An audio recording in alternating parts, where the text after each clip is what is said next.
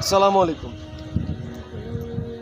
আমি অনেক জায়গায় দেখেছি, বিশেষ করে আপনার মানে মেয়েদের মধ্যে এই জিনিসটা একটু বেশি থাকে, আর সেটা হচ্ছে রূপের অহংকার। আচ্ছা, রূপবতী মেয়ে, তোমাকে একটি প্রশ্ন করি, তুমি কি তোমার এই রূপ নিয়ে, এই যৌবন নিয়ে তুমি কি কবরে যেতে পারবে? ঠিক এইভাবে মেকআপ করে, এইভাবে রূপ যৌবন নিয়ে? এবং যখন তুমি যাবে, তোমার রূপটা কি একই থাকবে কবরে? থাকবে না। তাহলে মেয়ে, তুমি কিসের অহংকার করো? মানুষের রূপ যৌবন তো ক্ষণস্থায়ী, মানুষের স্বাস্থ্যও ক্ষণস্থায়ী, এই আছে এই নেই।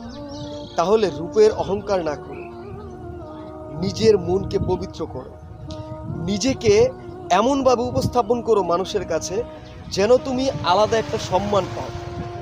মানুষের ব্যবহার দিয়ে কিন্তু মানুষের পরিচয় পাওয়া যায়। আর এই দুনিয়া থেকে মানুষের রূপ যৌবনটা যাবে না, যাবে সঙ্গে কিন্তু তার ব্যবহার এবং ভালো আমল। সুতরাং রূপবতী মেয়েদের বলবো, রূপ নিয়ে অহংকার করো না, অহংকার পতনের মূল।